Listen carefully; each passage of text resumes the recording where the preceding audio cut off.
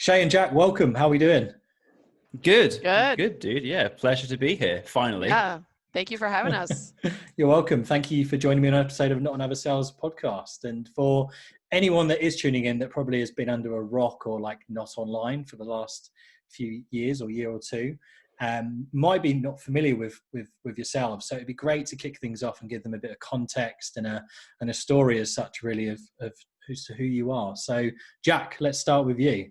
Yeah, I'm Jack. I run V21. It's a video marketing agency. I won't bore you with all the details and hard sell, but I make a lot of content on LinkedIn. I've been on the platform for maybe a year and a half, 2 years. I've built up a pretty big network. I'm making weekly content, and I've got a lot of knowledge to share. So yeah, I'm excited to be on, dude.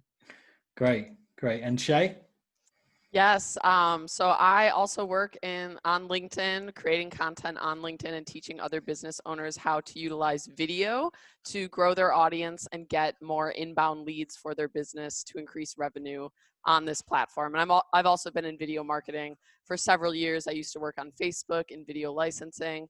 So I have a lot of experience here. And right now, and I'm sure you both would agree, LinkedIn is almost the most underutilized platform for business owners, specifically in B2B. There's just a lot less competition. So I'm really passionate about teaching business owners about the opportunity they're often sleeping on this platform and getting them that, instant boost of leads and revenue right away when they start making content on LinkedIn. Mm-hmm. Great. Well, really looking forward to getting your insights and some of the stories here as well. So, and it kind of leads me in, actually, you mentioned there, Shay, around LinkedIn and it being quite an underutilized platform. One of the things I've kind of loved looking at with the podcast recently is kind of these throwaway myths and statements and things that are kind of thrown out there by people at a certain point in time, but not really understood, and through the kind of miscommunication, just people interpret them in different ways. So I'd love to get your opinions, both of you, on a couple of those. And the first one is that, you might relate to this and it'd be interesting to see your own point of view, but the kind of statement is, giving too much content out will give away my secrets.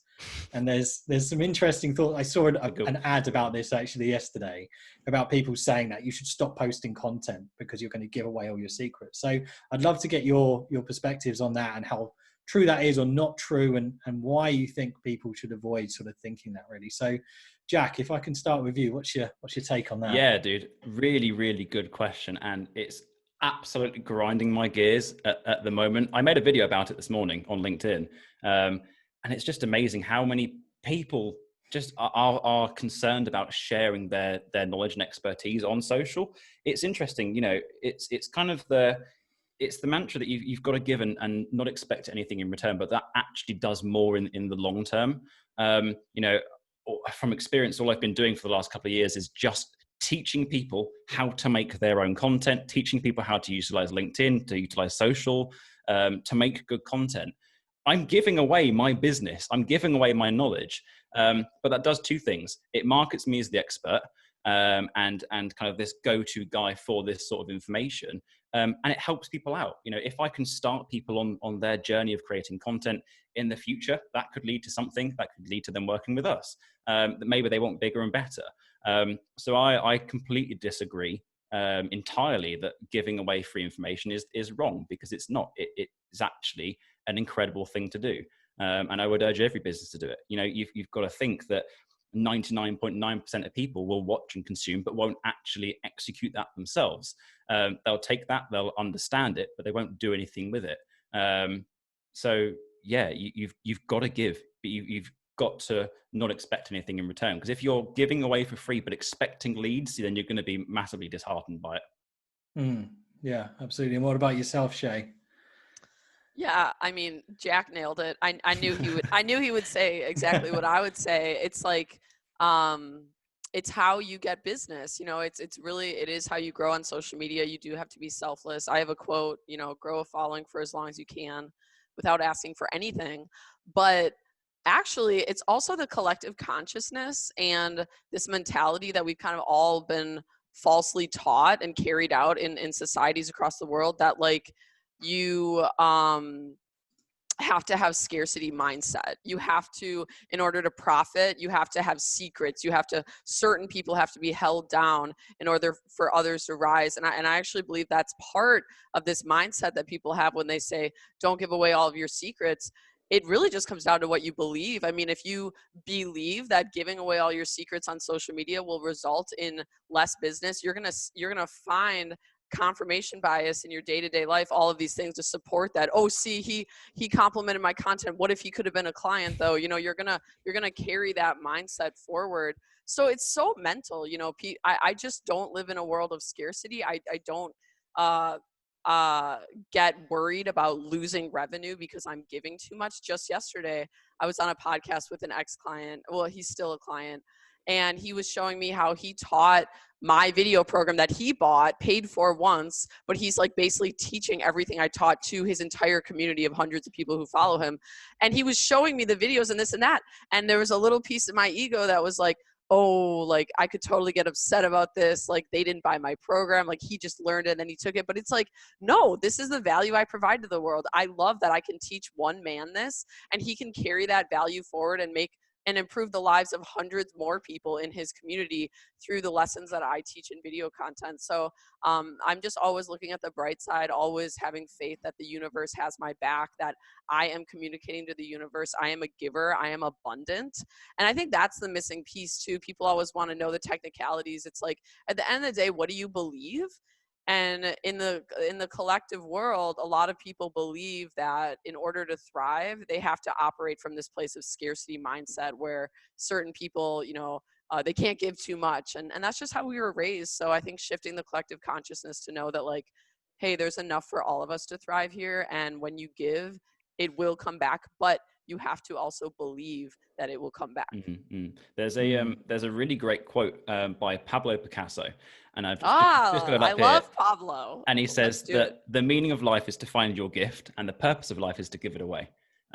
Love that. Just thought I'd throw that in there. Wow, that's powerful. Beautiful. Yeah, no, that's powerful. really, really, really beautiful. Yeah, and I think to echo both your points there. I think first of all, on your point, Shay, is that kind of statement where people get so hung up around the content, they forget about themselves, the person behind it, and kind of forget, you undervalue yourself if you think it's all about the content you're providing. It's actually you as the person. That's what people are buying into. I've been part of businesses where people have overvalued the products and undervalued the people in it. And from that, they've kind of missed the point that people aren't just buying your product or service, they're buying into you. And to your point, Jack, as well, I think, with people thinking about giving away content, is that there's tons of content online now. Like, this is the generation in which people learn from. If you wanted to get fit, you would not need a personal trainer. If it was about content, you could just go online and learn. You look at Joe Wicks, the body coach over here, he provides tons of free content, but it's not about that. It's about having someone there who can either hold you accountable or help you shape it to be your own. So I think it's just people being a lot more mindful of that, is that you are the value, not necessarily what you're putting out there. It's good. You just highlighted something, actually. You said that, you are the value. At what point does it reach when your business is a certain size? I'm talking like blue chip brands, top 100 companies in the world. Is it viable for them to give stuff away for free when people aren't buying the people, let's say within Tesla, they're buying the product? So I've always found it fascinating to try and figure out this line of what is acceptable. What point is it that you reach when you go, actually, we've built this global brand, do we need to give, or is that still viable? Is it viable for Apple to start giving free tech advice? Is it viable for Virgin Galactic to start giving educational content around how to build a rocket? What's the point for you guys? What's the limit? That's a good question. I feel like it's like those are all such huge established brands that they don't even need to anymore.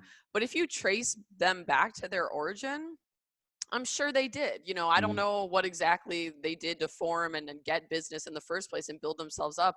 But I would imagine that the reason they are so established in the first place is because in the beginning, that's all they did was give, and like giving can look like different things. Giving can look like insane customer service in the beginning when you're getting your business off the ground. Like every single customer matters. It's everything. There's a brand that's up and coming right now. It's an e-com store for e-com platform for pets, for pet food and all your pet needs. It's called Chewy. And they are growing really fast because they have really good customer service. They literally, their phone reps are taught that when someone calls for any reason, but they just want to talk, like they want to go on a 2-hour rant about their little Shih Tzu and how it's the best dog in the world, and oh, I did it. Like they can't hang up the phone. Like they have to listen to people just talk about their pets and how much their pets are their lives. And yeah, it's like that level of customer service. Like they're just building a community where these people feel so safe and so supported that it spreads more and more. Now, if Chewy gets to the point where they're like an Apple or an Amazon and they really are that big, I kind of question. It's like, do they, I mean, it might still be the right thing to do, but it's like, do they even need that level of giving and support and customer service anymore? But I would imagine in the beginning, that's what those companies did to grow in the first place. It's like the same with, you could even look at it on a micro level with like my LinkedIn blog. Why did my LinkedIn grow so much? Because in the beginning, I personally spent 6 hours a day replying personally to every comment and every message and building that community. I don't have to anymore. You know, I've outsourced a lot of that. I have a team of people trained under me to help with the volume of inquiries, but I absolutely attribute my success to me personally in the beginning, putting in that work and putting in that grind. Yeah, it's cool. Yeah. Yeah. Thanks, Jack.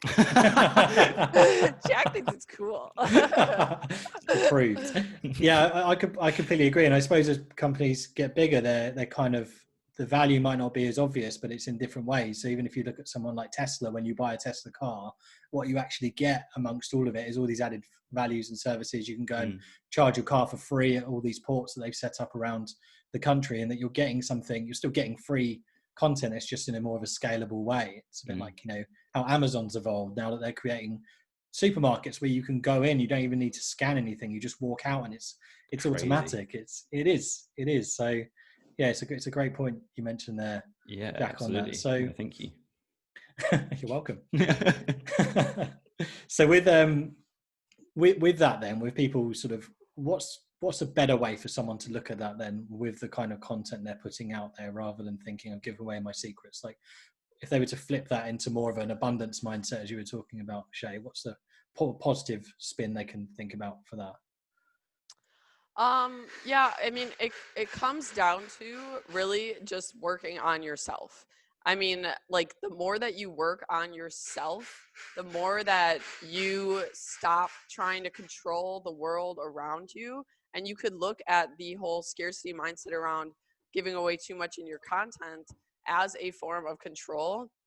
They say that like enlightenment and, you know, rising up in the human scale of consciousness, one of the highest levels that you can vibrate at as a human on this earth is what's called acceptance. And you can actually see this on David Hawkins' map of consciousness. Like acceptance and love, they're right up there with enlightenment. So I always just this has been a big journey for me, because I used to have a lot of victim mentality. I used to struggle to take responsibility for like anything.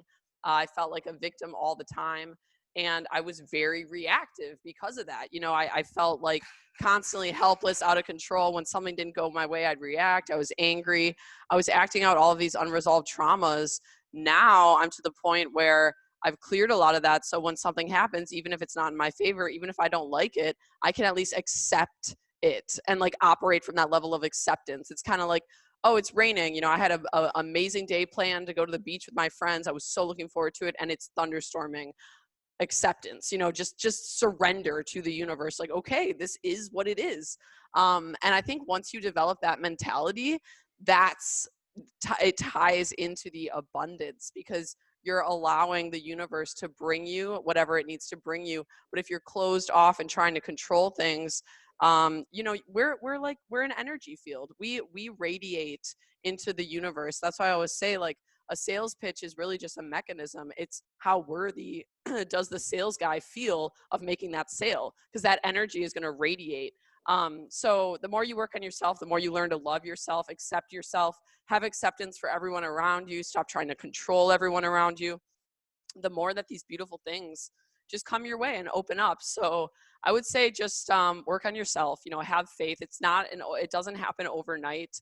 I had a very long drawn out battle with scarcity mindset and with yeah, being not believing that the universe was on my side. You know, go to bed every night. Jack used this word earlier. I think Jack used the word, did you say mantra before? Mantra? Yeah, like have a mantra every night where you just say, the universe is conspiring in my favor. The universe is always conspiring in my favor. And, you know, go to bed and wake up with that thought, and you really will start to see that in your life. Love that. Yeah, I love that. Do you have another Pablo quote to go with that? I don't. I Google Pablo quotes for you. I thought you had that written down especially for the podcast. You didn't know what content was going to come up, but you were dropping that quote. Didn't have I knew the Pablo quote off by heart. No, it's my mantra. It's what I stick to because I know from experience of doing it for so long that it works. But I totally understand when you are starting out and you know, perhaps you're in a company where there's 100 staff and you're trying to preach to the decision maker in that company saying, we've just got to give stuff away for free because we're going to get stuff in return. That doesn't sound like a viable investment for that decision maker. They go, well, you know, how do you track that? How do you measure that? What's the return of investment I'm going to get in the first quarter, in the first half year, in the next year, in the 5 years? And it's such a hard thing to kind of qualify as a viable investment, but you have to give it a go. You know, Shay and I, and I'm sure you as well, your podcasts are great. You give stuff away, you give information away. You wouldn't be doing that if it didn't generate something for you. You know, people on social, making content on Instagram, making stuff on Snapchat, on TikTok, on YouTube, on Byte, on LinkedIn, they do it because it drives business in. That's all I can say. You know, we can sit here and say that it works, but it's ultimately their choice on whether they decide to actually act on that. You know, it's now to the point where I feel like there is actually a demand for this from the people who want to consume that content. I think it's something like 85% of customers and clients from a particular brand want to see content by them. There is a demand, but it's their choice to not decide to actually cater to that. So I can say it's a good thing, but it's up to them whether they decide to do it. Yeah. Sorry, that was a massive rant there. I'm like, it's fine. We love it. I love it. A rant on it. Yeah. I love it. Let it all out. It's therapy. Yeah. It actually, like, you reminded me of something I'm going through, Jack, when you said, like, you know, these business owners, they care about ROI. They care about, you know, the analytics, the return, like they're very logic based. And that's something I'm going through with my brand transition, because you guys know from following me, I've always been really interested in personal development and healing. And like, it's a harder sell, right? It's harder to like convince a CEO, oh, put your employees through this personal development program. It'll result in more revenue, as opposed to like, oh, I sell video marketing and like video, you know what I mean? We live in we've been trained to live in such like the physical material world, totally agree, that we don't like think of like spirituality or I'm working with a life coach right now, a client of mine who's like, it's just a harder sell to sell people on like raising your vibration and becoming more spiritual and more aligned.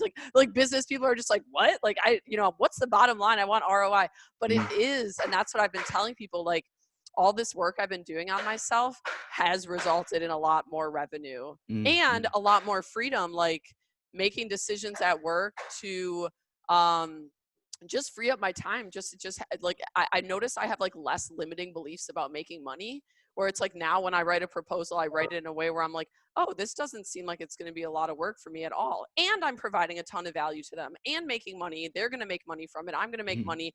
I'm not going to break my back doing it. Like, what was holding me back from writing proposals that were this like abundant in the past? And it's like, it's that belief that like, I got to work hard. I got to hustle. So yeah, there's my rant. There's my contribution. Nice addition. Yes.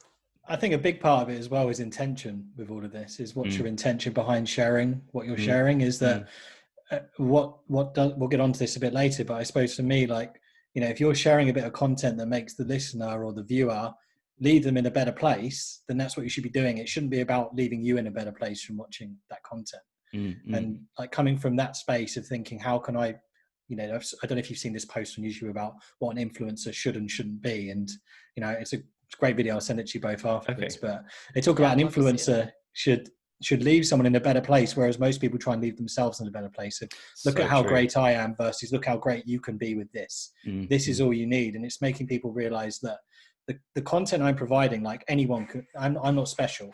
Like you can do this. Like it's it's not the content, it comes down to application. It's all teachable, what you can do. And I think people just need to kind of get their heads around that and thinking when they are presenting content, I'm presenting it for the value of the audience, not just make myself look good. And also, if I'm doing that with the right intentions, that will see true from what they see. Like you said earlier, Shay, if you're coming with good intentions, you're bringing that energy, people will see that, and it gives them an idea of what it's like to work with you before they work with you. And that's the kind of energy and environment they want to be around in such a crowded and competitive marketplace now, where they can see they've got so much choice more than ever. It's not just about the product or service, it's about the person behind it as well. And yeah, really good point there, Chris, because it's, these guys who are in this position of trying to validate whether or not it's viable, is they've got to look at how they consume as well. Even the most corporate CEO of a multi-billion pound company will still go to the pub. They will still have a pint. They're still a normal person. They'll have kids. They'll watch football on the weekend, right? And how that person consumes content is usually the free stuff. It's usually the education stuff. It's not the corporate brand video that a company invested £500,000 into.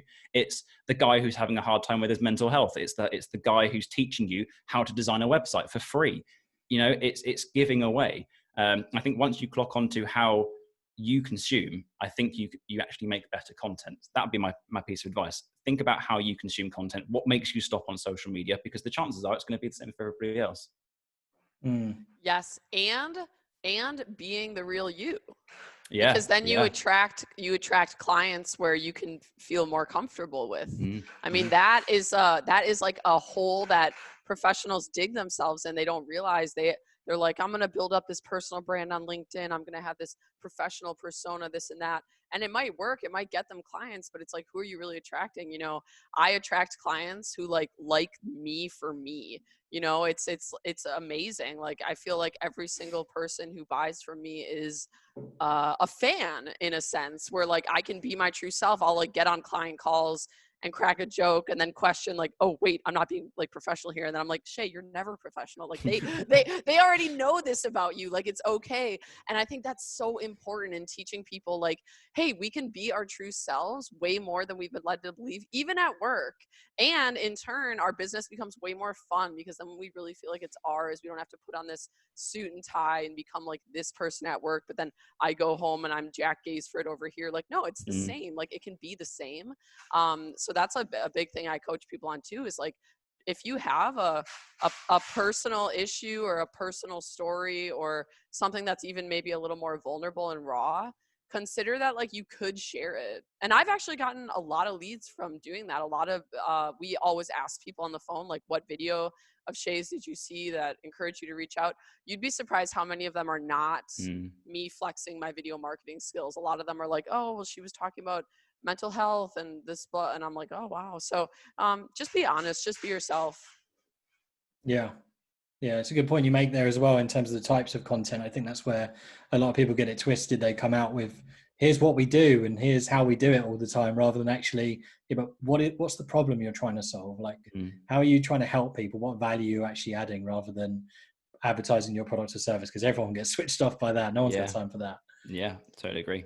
Yeah, and people, like, they don't want to be sold to, when they can feel the energy of you're just like trying to get their business. It's the same thing with women.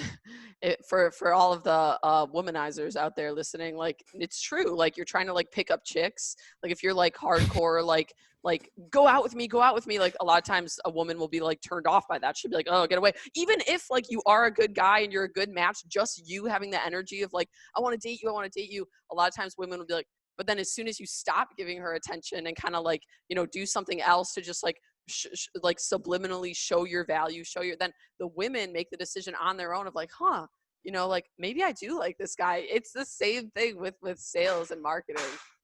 Yeah.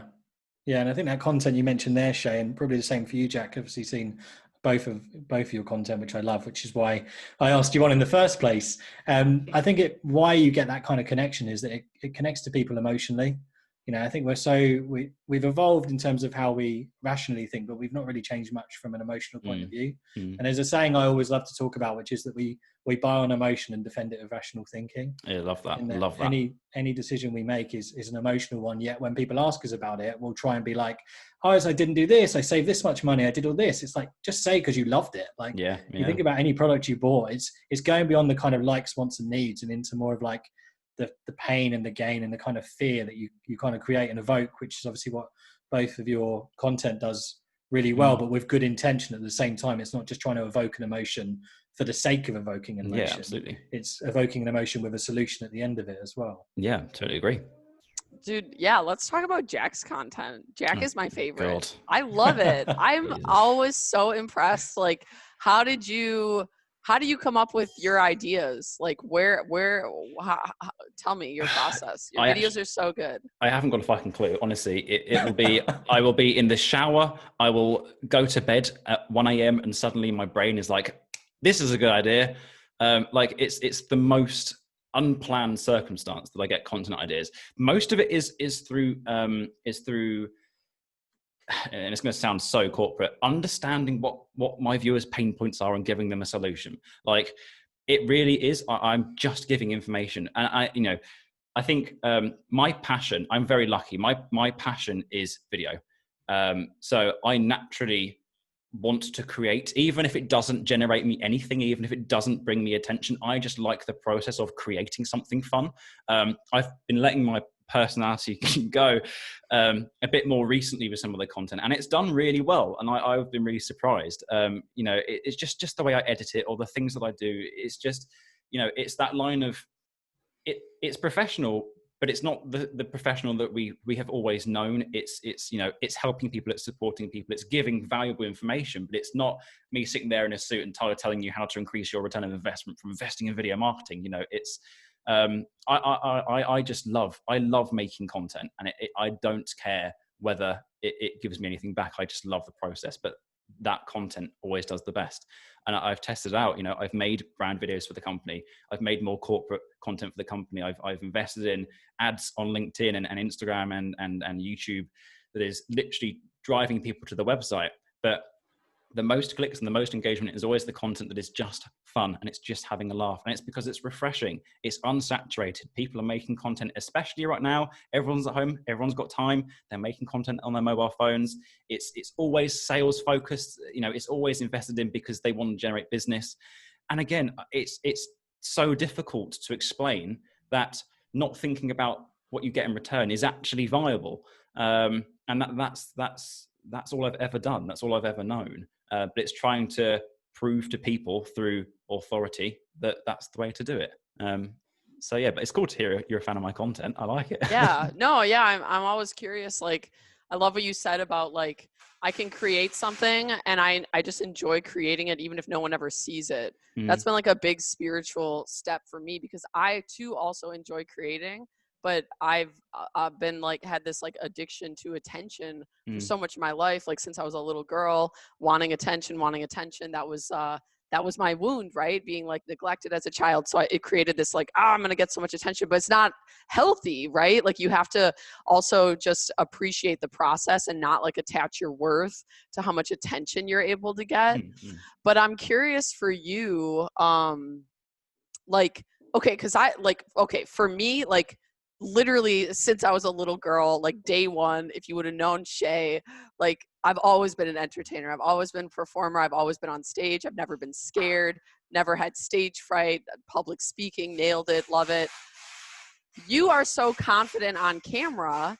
How did that happen? Was that like, for me, it was just always pretty natural. And then I learned video marketing and then I fused the two, boom. But for someone like yourself, like, were you shy as a kid? Like, did you always have that? Because you're so good on camera now, I'm curious, like, how that evolved.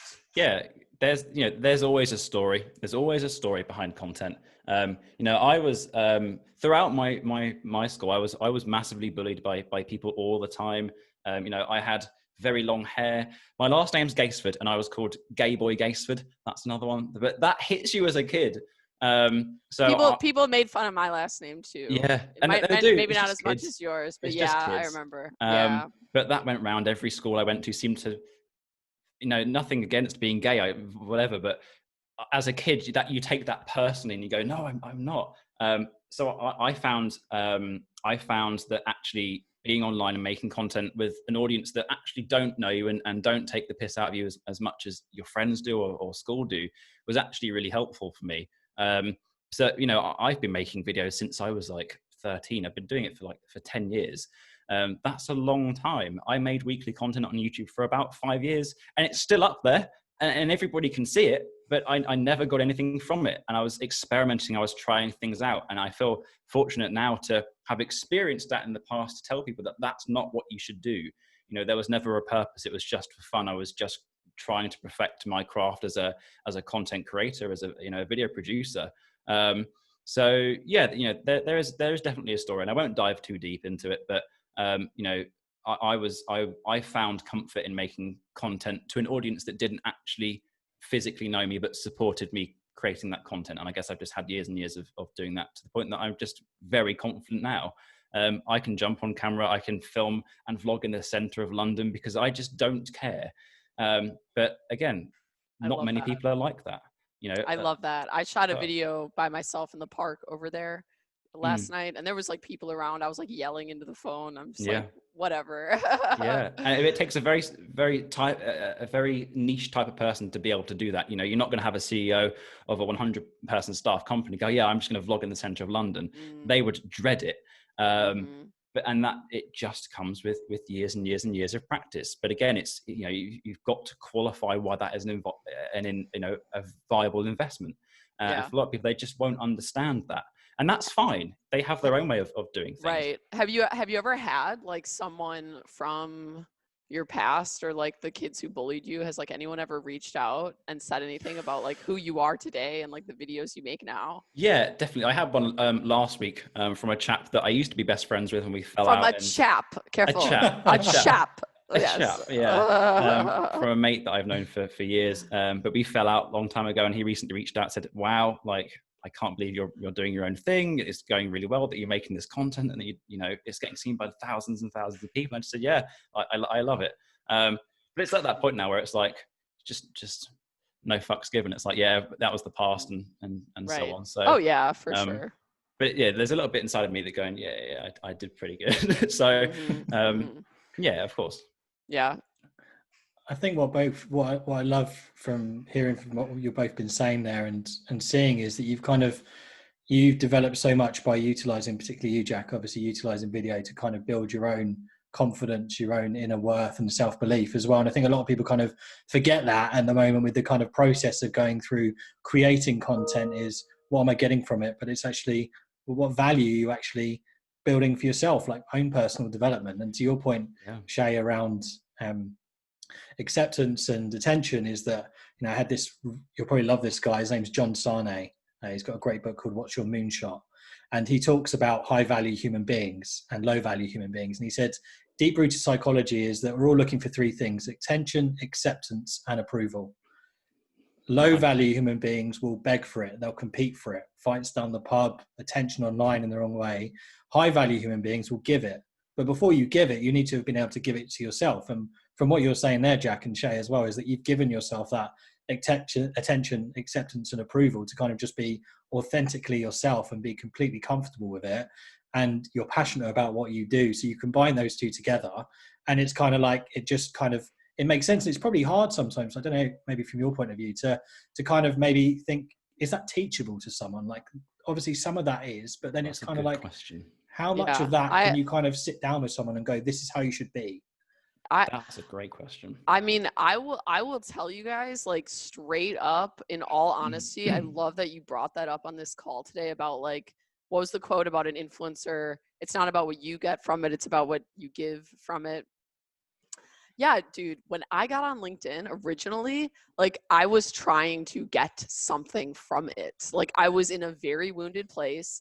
I was addicted to attention. I found this platform that was really easy to get views and money. Like, honestly, though, the revenue was just a bonus for me. I would have been happy with just the views.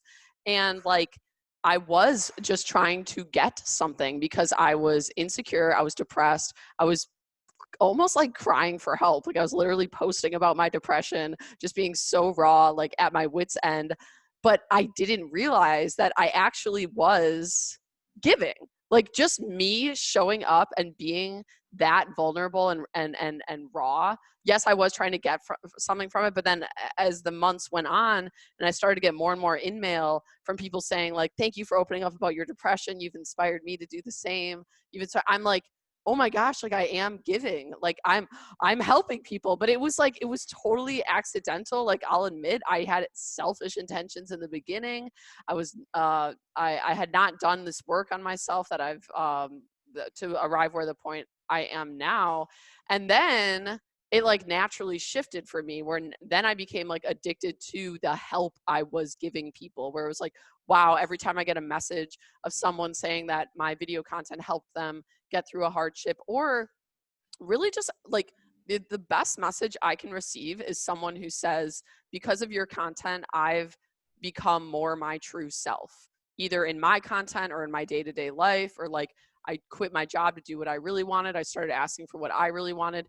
I just realized that I became a platform for teaching others that it's okay to be our true selves. And most of the world still does not feel safe being that way. So I would say it was like I always joke, like I had my spiritual awakening on LinkedIn. Like LinkedIn literally showed me how to be a giver and not a taker.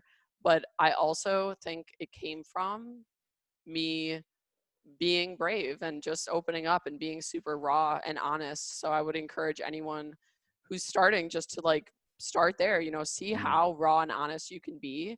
And Jack, I know you know this, but like it's a huge, huge element of why I grew. People were just attracted to me because I was saying everything that people think but feel not safe to say out loud. Yeah, that's it. You've got to have a voice as a company, but this is the beautiful thing about having a personal brand. It's you have a different voice to the company. It's why Tesla and Elon Musk work so well. Elon is this playful dude. He can get away with saying just utter shite. It's why Apple had Steve Jobs. It's why Virgin has Richard Branson. Why Amazon has Jeff Bezos, I think. Is that the guy who runs it? Yeah. Is that right? Yeah. Okay. They have a different voice and they are allowed to say that. It doesn't affect the business as much. So yeah, that's my addition. Do you guys think we're like moving into the age more and more where companies are just going to be people, like linked to people? Because I love the examples you just gave, Jack. Those are all like brands that have that in common. They have like a face, a person. Do you think we're just only going to see more and more of that?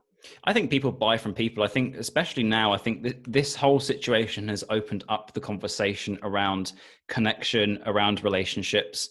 And I think that, I feel like people have always bought from people, but actually accepting that has only really come into fruition over the last couple of years. But you see that the companies where they are also branding the people within that company are actually doing the best. There's a couple of companies doing well at the moment. I can't remember their names, which is a terrible thing to just pop up. But it's you've got to be personal. I just think that in the future, I reckon every business will have a weekly vlog. It'll be a Q&A series. There'll be the hashtag day in the life of, I love that. Yes. I think that's what's going to happen. I think that every company is going to have an in-house videographer that just creates content for them. Yes. Every business is just going to be competing for attention. It's just who can be the most authentic. And it's not going to even be a battle of who's making the best content. It's going to be a battle of who do I like and resonate with the most. I like Dan. I like Chris. I like Shay. So I'm going to watch their content. Yeah. That's what I think is going to happen. Yeah. I agree. I've totally been saying that, preaching that forever. Like you got to get on social, you got to build a brand, which Corona has actually helped people realize like, okay, I gotta, but I think it's just like, we're just becoming more real. Like humans are starting, like, I feel like this coronavirus is like the breaking point between like this fake world that we've been like building and building and building for like centuries of like, okay, we got to be fake, status quo. It's been like building and building up, but it's left us at a place where we're so unfulfilled, especially here in the States. You know, you guys can speak for your own regions, but I live in the US. It is not pretty, man. These people are sick, fat, depressed, unfulfilled. I mean, it really comes down to people living in a world where they feel like they can't be themselves. And I really think this virus is forcing people to wake up and realize, like, what do I really want? What am I doing with my life? Is my job really for me? You know, it's kind of like ironic that people are so scared of the virus and so scared of dying. It kind of like exposes how much we're not living if we're that scared of a virus that kills like 0.0001% of people. It's like, you guys, like, you might as well never get in your car and drive if you're that scared. We need to embrace our true selves and teach people that it's safe and they're not going to be, you know, shamed for having an opinion or shamed for changing their mind about something. That's what we're seeing is so much, so many people just have this mindset of like, if you don't think exactly like me and you don't have my perspective, I'm going to get defensive and then I'm going to shame you. And then we live in a world where we're just like shaming one another. It's what I said before, like pure acceptance. Like if you can accept someone, even someone who's really different than you, that ripples out into the world. And I think the more and more we just accept and allow these differences, the more we'll see a utopian world where people start to return to nature, return to the land. You know, we've been so disconnected from like the food supply and from nature. It's really weakened our ability to live and thrive as humans. So I think when as this virus unfolds and things start to open up again, I think we're going to see a lot more people returning to the land, a lot more people becoming self-sufficient, self-dependent on themselves. You know, Joe Dispenza, we could heal our own bodies with our mind. Like, people still don't want to believe that. It's like, no, it's true. I know a woman who cured her stage 4 ovarian cancer with her mind, with a practice that's called theta healing, you know, no chemo, no nothing. So like, these things are possible, but the current system can't make money off of them. And I think that people are waking up and realizing like, oh, the more that we return to nature, the more that we empower ourselves, the more that these companies, and what Jack was saying, it's not going to become this world where like the business and professional is separate from the personal. It's just all going to be the same. And these brands, these companies, their mission, it's just going to be who they are. You know, I'm Shay Rowbottom and I support, you know, people getting real with themselves and healing. That's just who I am. And like, oh yeah, I do marketing, I do this, but it's not compartmentalizing anything anymore. And we already start to see this with the wave of like millennials in the workplace just wanting to work somewhere they're aligned and caring less about a paycheck. So I think it's beautiful. I think on the other side of this, we're going to see a much healthier world. Yeah, I agree. And again, in the UK this week, I think it's Mental Health Week, I think. Yep. And is it? Yeah, and I love this. I don't know if you guys have it in the US, but it's every week is Mental Health Week over nice, here. Like that. And it should be. It absolutely should be. You know, we shouldn't have a day dedicated to thinking about it. It should just be a thing. We're going very off topic here, Chris, but you know, I think with this being a much more acceptable thing. I mean, even just think about like the last 100 years, what we have changed and how we have adapted is incredible. Just as a society, things like gay rights, things like you know, discrimination. It's weed. Plant medicine's starting to become legal again. The CBD's rise of on the uprise. The rise of natural medicines, plants. You know, things that I think you maybe can't patent. Is that the? I haven't got a clue. Yeah. I haven't got a clue. But it's interesting because we're becoming a lot more comfortable talking about it, I think. And I can only imagine, you know, the next sort of decade or so, that will be a lot easier to have those conversations and to share yourself without really feeling like, you know, you're going to be ridiculed or you're going to be, you know, bullied or whatever it may be. Well, that's what it is. It's shame. People always say like, especially in the US with like the two, with the political parties as an example, like when people have a different opinion, we've just like developed this culture of shame where you just shame someone. So like, let's say I'm liberal, but I'm like presented with new information that causes me to like become a little more conservative.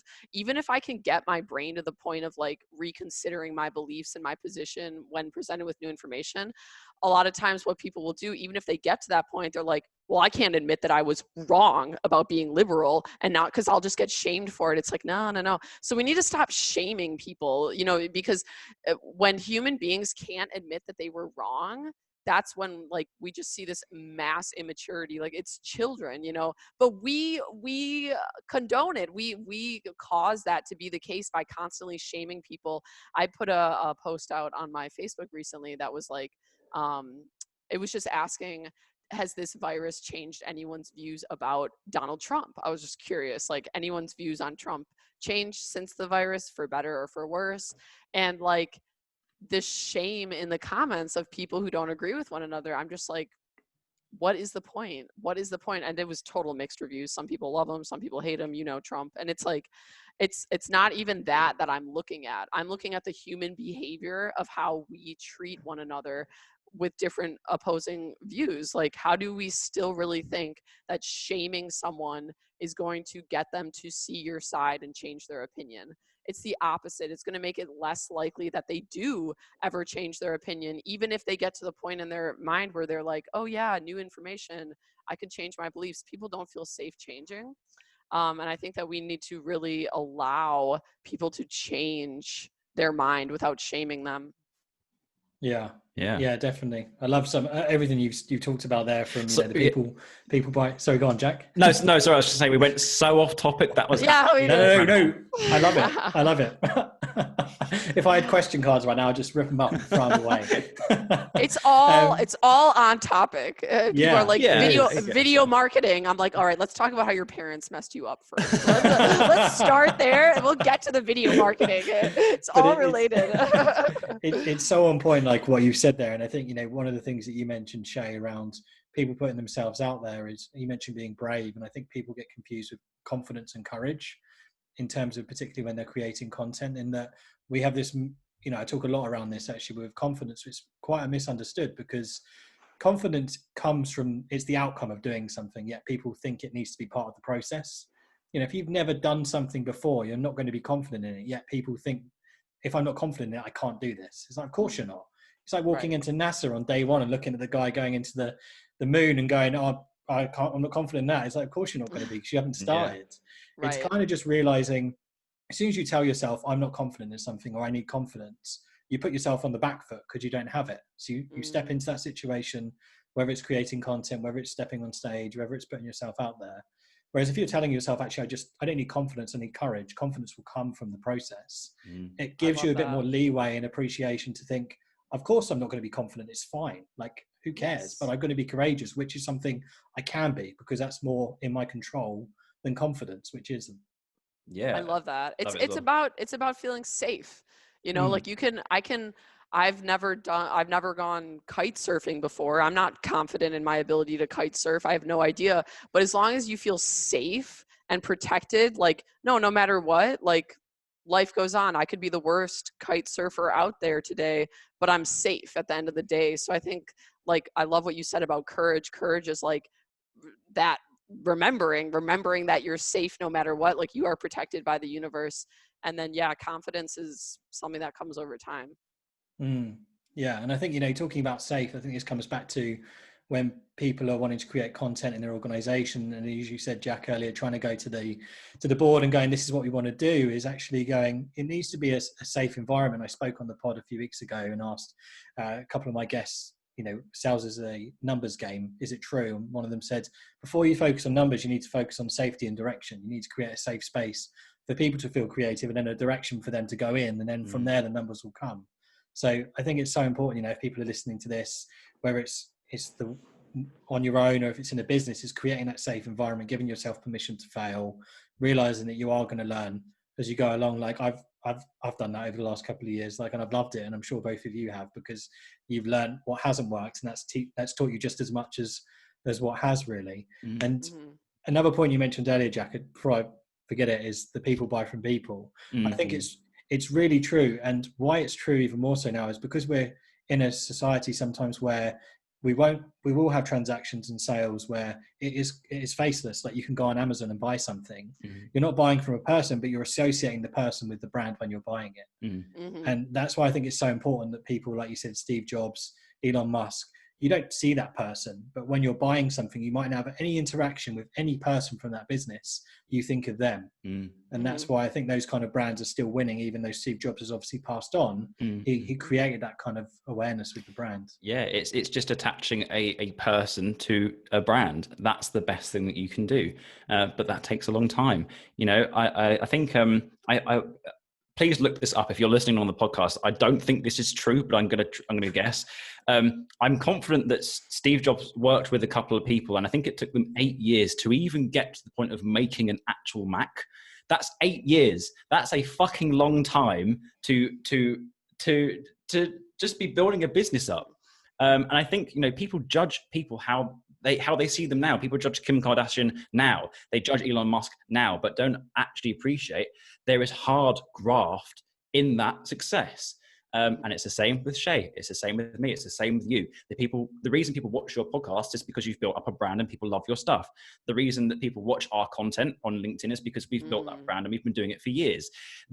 We've worked for this. It hasn't just appeared overnight because we've made 5 videos and put them on LinkedIn and kept our fingers crossed that it's got views. Yes. You know, it's the overnight success, which everyone talks about, but they don't see the hundreds of content. Before. That's it.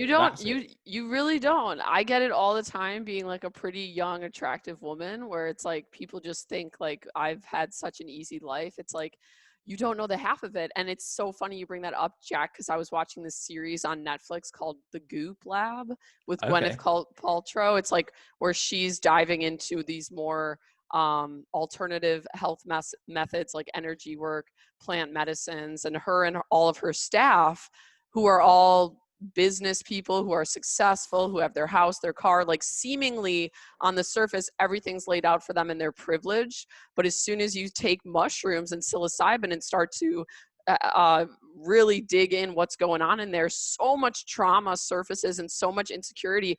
And I love what they said on the show. They're like, look, we're like the epitome of like successful people. And I think that we're taught that once you have your finances laid out, once you're, you know, have your whole life, it's like, it's almost shameful to like complain about anything. Like, what are you complaining for, Shay? Like you've got your life handed to you, and it keeps these insecurities and traumas like suppressing them more and more down. I believe that's actually why we have the term midlife crisis. It's like, no, there doesn't need to be a midlife crisis. Like, that's not a normal thing. It's a result of our society suppressing and suppressing and suppressing. So typically on average, for the average person around age 50, that's where it starts to explode.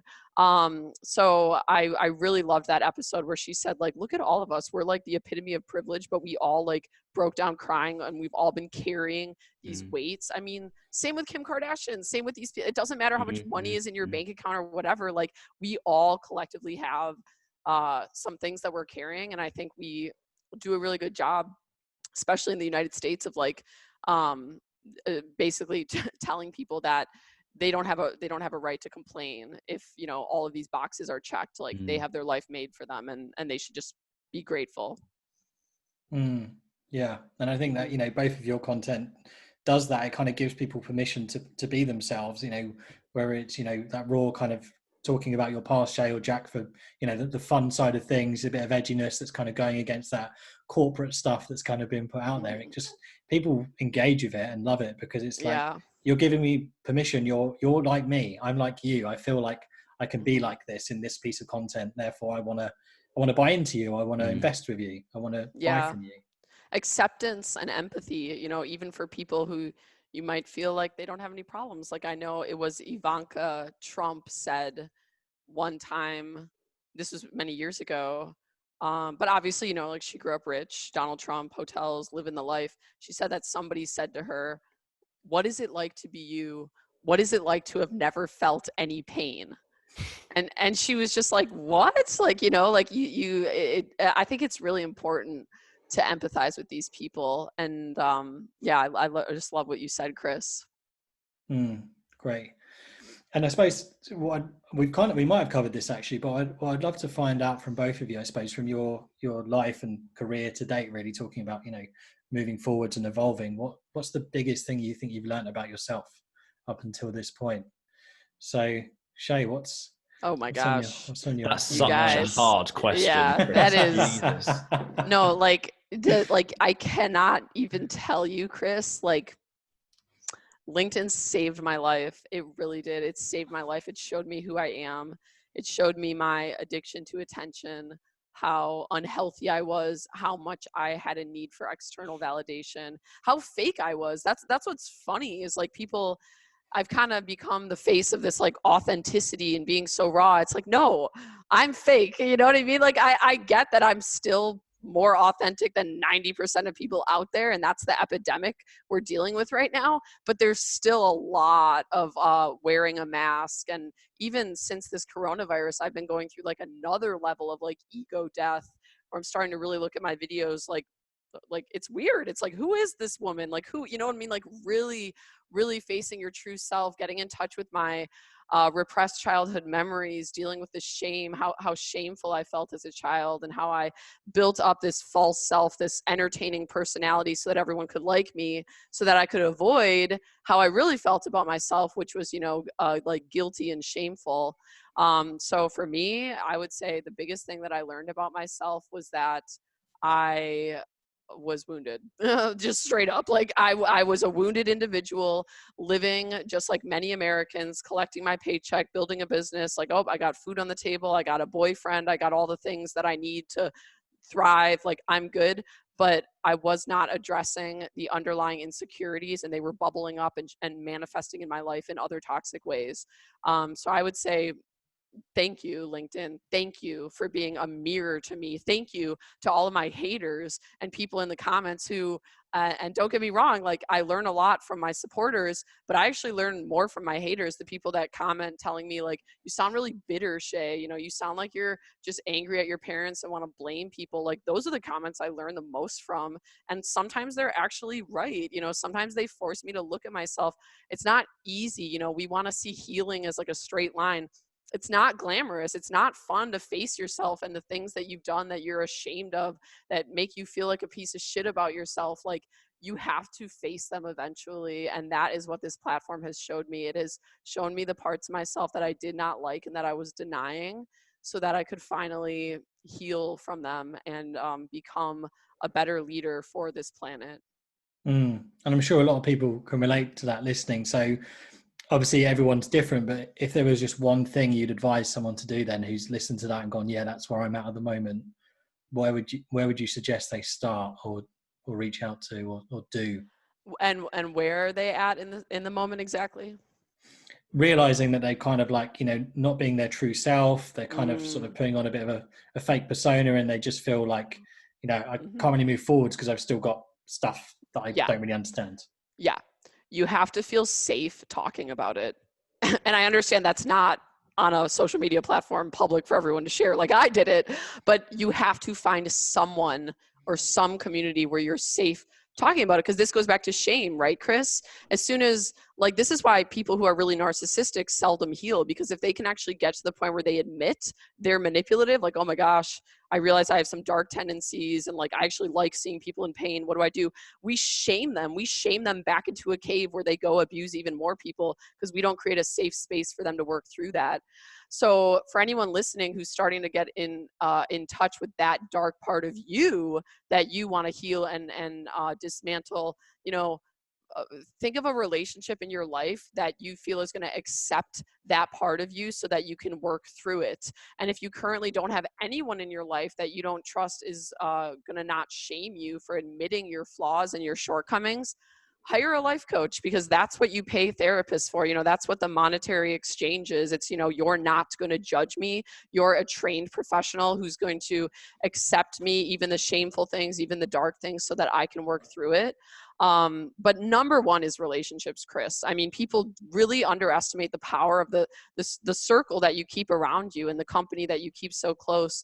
If people are, shaming you for wanting to grow, which is what admitting, these dark parts of you, these shameful parts of you, that's what that is. That's, hey, I want to grow. I want to work through this. You're not going to get anywhere being around people who are going to shame you for it. So find spiritual friends, other people who've done work on themselves, other people who've gone through it, or hire a life coach, because, you know, that's what they're paid to do, is help you get through those wounds. And they're not going to, you know, judge you or shame you for having very real human experiences, which that's part of being human, is struggling with the darkness and playing with that duality.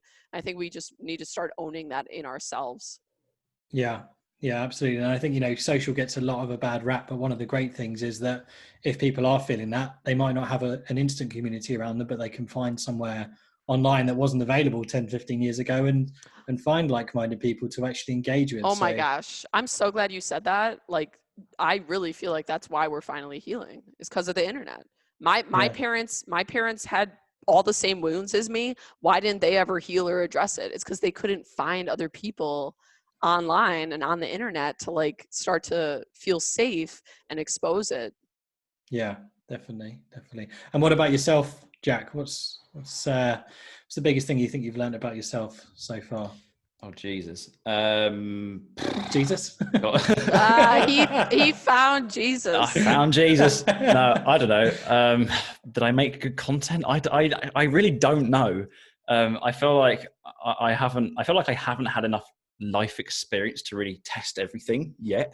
There's still loads of things that I want to do. You know, the goal for me is to build this business up to the point that I can sell it and move on with something else. I'm passionate about this and I absolutely love it, but life is too short to do one thing for that. You know, I'd love to do it like a clothing brand. I'd love to do some sort of like travel company. You know, I want to invent an app. I want to do some software. I want to develop something. You know, and the end goal is that I would actually love to own like a massive ranch or a massive farm that is just animal waste. Like just Me too. I would love that. Yes. Joint venture, there you go. Bringing people together. And it's, no. well, and it's returning to the land. Like I said, humans remembering what it's like to be human. I love that you said that. Yeah, I would love to own a farm. I don't know. I would just like dogs and cows and whatnot. But yeah, I honestly, mate, I haven't got a fucking clue. I don't know.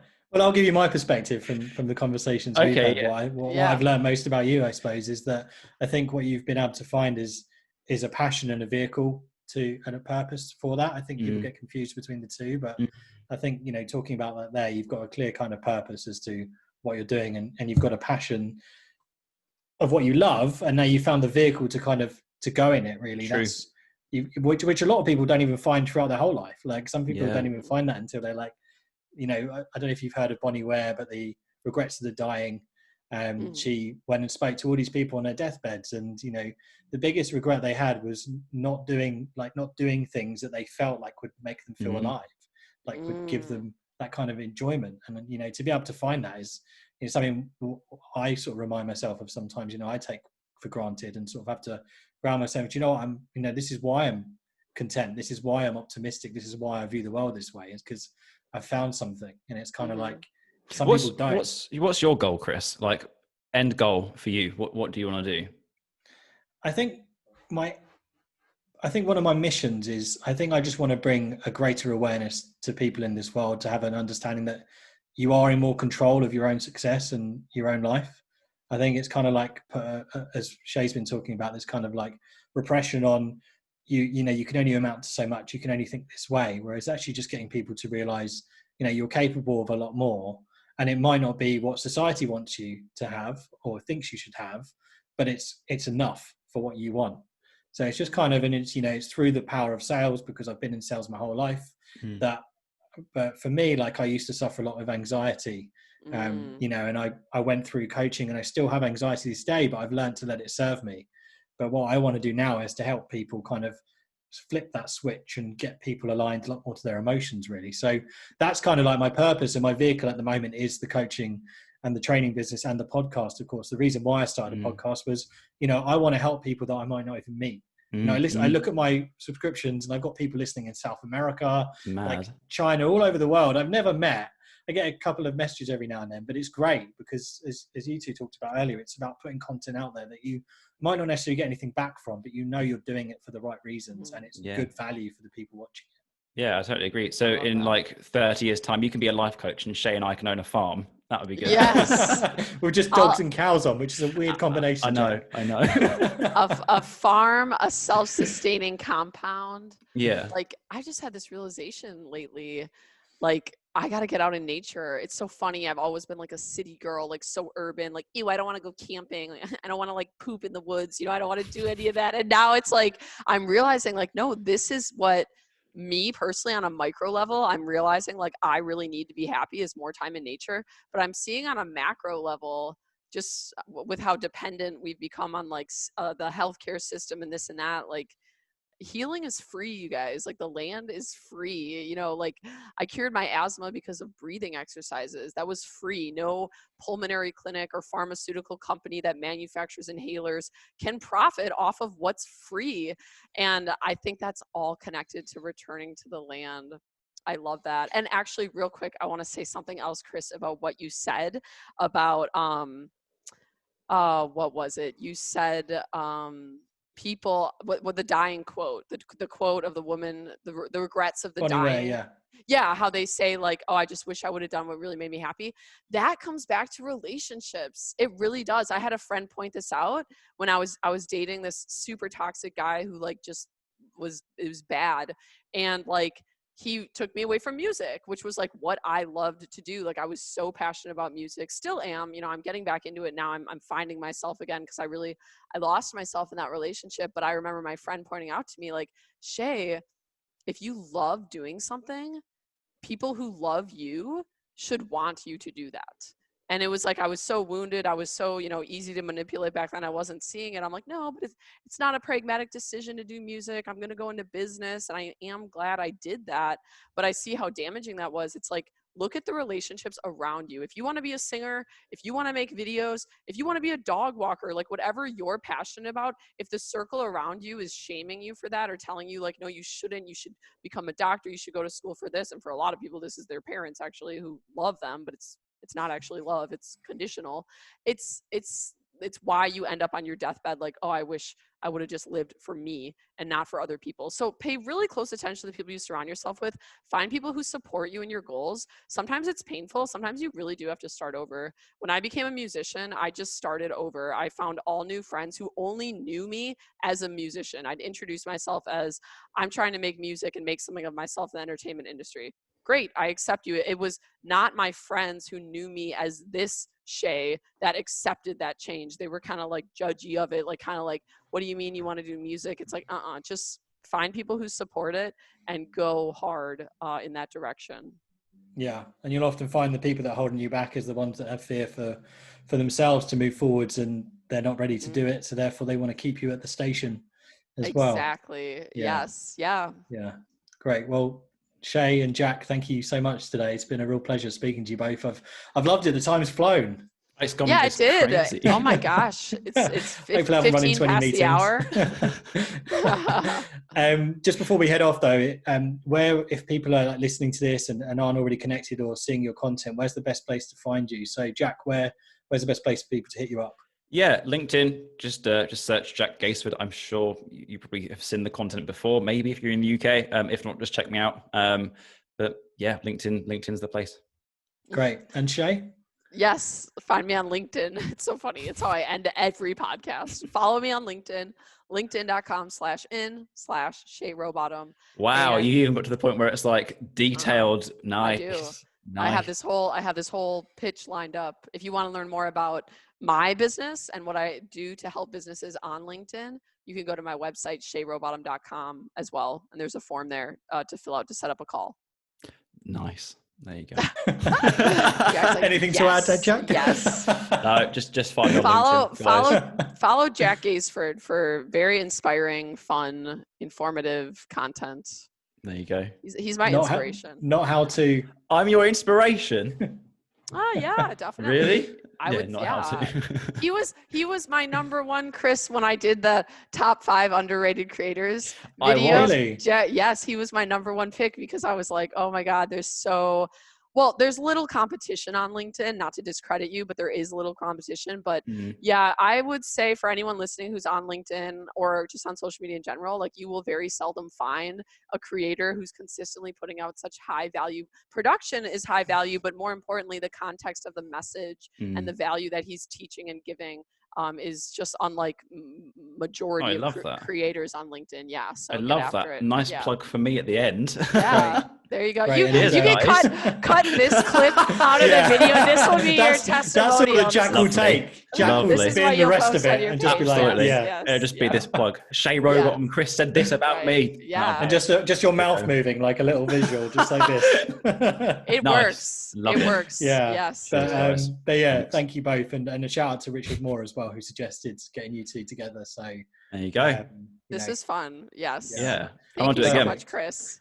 You're welcome. And for the listeners, thanks for tuning in to another episode of Not Another Sales Podcast.